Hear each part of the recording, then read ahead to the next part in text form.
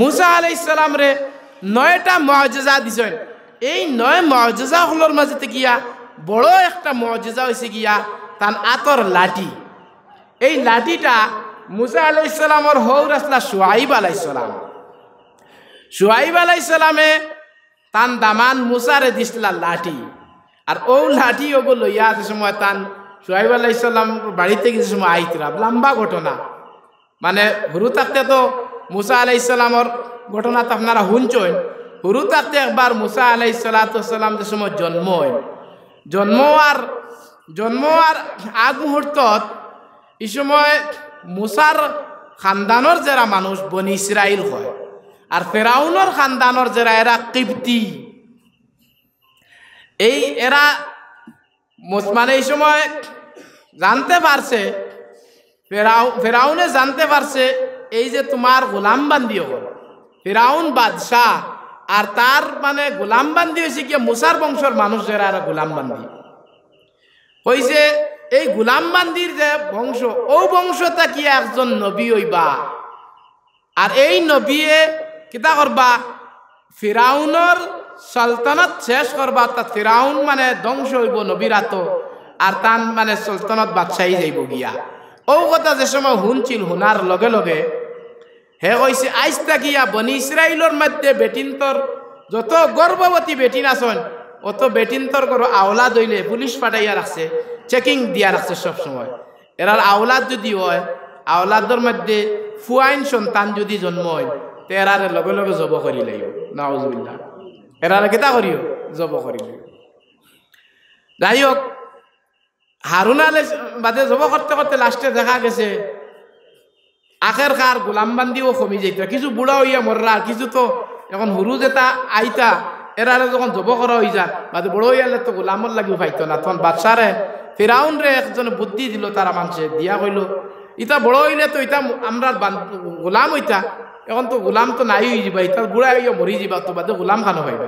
বলে ঠিক আছে, 1 বছর ছাড়ো আর 1 বছর কিতা করো, 1 বছর মানে তারা ছাড়ি দিও, আর 1 বছর তারা মানে যারা বাচ্চা জন্ম হইব রাখি দিও, আর 1 বছর জব করে দিও। লম্বা ঘটনা, এদিকে যাইয়ার না সময় কমে গেছে গিয়া। তারপরে কিতা হয়েছে গিয়া লাস্টে যে বছর মানে বাচ্চা রাখা হয়েছে ও বছর মুসার জন্ম হয়েছে। এখন তার মা চিন্তাত পড়ে গেল কিলা রাখা যায়, ও কিলা রাখা যায়। লাস্টে গিয়া ও আল্লাহর হুকমে তাই লম্বা ঘটনা যাইয়ার না, তাই বাঁচিছন টিকিছন। এরপরে তো বড় হয়েছেন, বড় হওয়ার পরে ও বাদে ই দেশও কিলা ছাড়া আছে, লম্বা ঘটনা সবার যাইয়ার না। এরপরে নবুয়তি পাওয়ার পরে যে সময় আইয়া কইছেন যাও ইযহাব ইলা ফিরাউন ইন্নাহু তাগা, তুমি ফেরাউনের কাছে যাও, সরকশি করিছে, নাফরমানি করি লইছে। তখন তাই কিছু ডরাইছেন, কইজন মানে আমি কিলা যাইতাম রুতাক একটা ঘটনা করিয়া গেছে, ঘটনা কইছি না বাক্কা লম্বা ঘটনা, হো ঘটনার দিকে তেন ডরাইতরা। আল্লাহ কইজন হারুন আলাইহিস সালাম তান বড় ভাই বল তানে লগে দো, ও তানেও লগে বানাই দিলা। বাদ কইজন ইযহাবা ইলা ফিরাউন, যাও ফিরাউনের কাছে দুইজন, আর ফাকুলা কাউলান লাইনান, আর তানে নরম নরম কথা হইবে ফিরাউন রে, শক্তি মিজাজি না, নরম নরম কথা, মানে নরম নরম কথা কইয়া বুঝাইয়া দিও।